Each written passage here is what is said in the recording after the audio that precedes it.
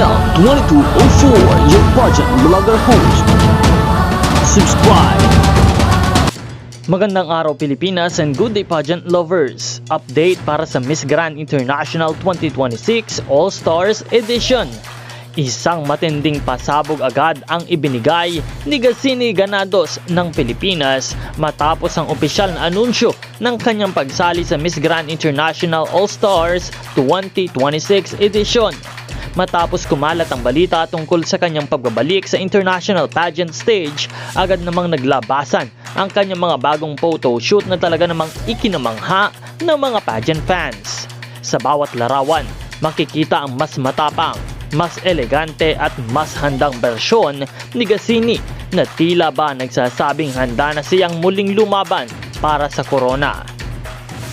Hindi naman nagpahuli ang mga tagahanga ng pageantry. Agad nilang dinumog ang social media upang ipakita ang kanilang buong suporta sa dating Miss Universe Philippines.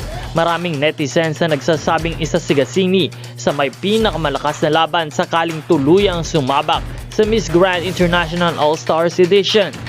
Ayon sa ilang pageant observers, malaki ang potensyal ni Gassini dahil sa kanyang karanasan sa international competition, sa kanyang matibay na stage presence at sa kanyang natatanging ganda na minahal na noon pa man ng mga fans sa buong mundo.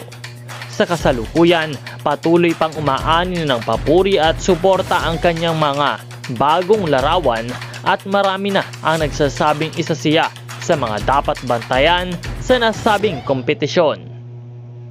Kung tuluyan ngang makikita si Gassini sa Miss Grand International this year, siguradong magiging isa ito sa pinaka-inaabangan laban ng Pilipinas sa mundo ng pageantry.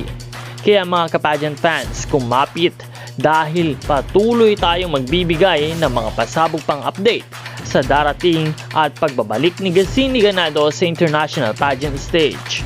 Huwag kalimutan na mag-like, mag-share at mag-subscribe dahil mas marami pa po tayo mga pageant updates at eksklusibong balita na ibibigay. Maraming salamat sa panonood. This is Nel 2204, ang inyong pageant vlogger host.